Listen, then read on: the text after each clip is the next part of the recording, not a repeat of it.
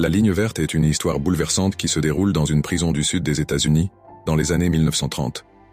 Paul Edgecombe, un gardien en chef, supervise les prisonniers du couloir de la mort, qu'on appelle la ligne verte. Un jour, il fait la rencontre de John Coffey, un homme gigantesque et doux, condamné pour le meurtre de 2 fillettes. Pourtant, dès leur première interaction, Paul perçoit quelque chose de différent chez lui. John n'a rien d'un criminel. Il est simple, timide, presque enfantin, et semble effrayé par le monde qui l'entoure. Très vite, un événement bouleverse Paul. Souffrant d'une infection urinaire atrocement douloureuse, il reçoit une aide inattendue. Une nuit, John tend ses mains vers lui et d'un geste empreint de douceur, extrait littéralement la douleur de son corps. Paul est abasourdi. Cet homme possède un don inexplicable, presque divin. Ce miracle marque le début d'une série de révélations. Un jour, John est amené dans la maison du directeur de la prison, dont l'épouse, Melinda, est rongée par une tumeur cérébrale incurable. Les gardiens, déjà convaincus de l'innocence de John, le supplient de l'aider. Dans une scène d'une intensité incroyable, il pose ses mains sur Melinda et absorbe son mal, hurlant de douleur en portant ce fardeau en lui.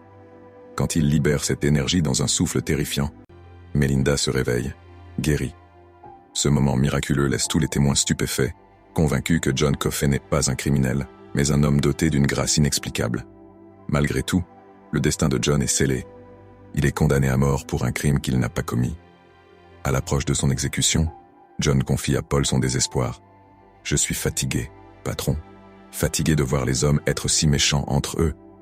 Je suis fatigué de toute cette douleur. » Ces mots résonnent comme un cri du cœur, révélant l'immense souffrance qu'il porte en lui. Le jour de l'exécution arrive. Paul et son équipe, rongés par la culpabilité, doivent superviser cette injustice.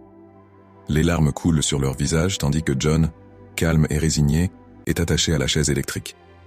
Il demande à ne pas être cagoulé, car il a peur du noir. Dans un ultime regard, il leur offre une paix qu'ils ne méritent pas. Lorsque la lumière s'éteint sur lui, c'est comme si le monde devenait plus sombre. Paul, hanté par cette tragédie, vit le reste de sa vie dans la culpabilité et la douleur.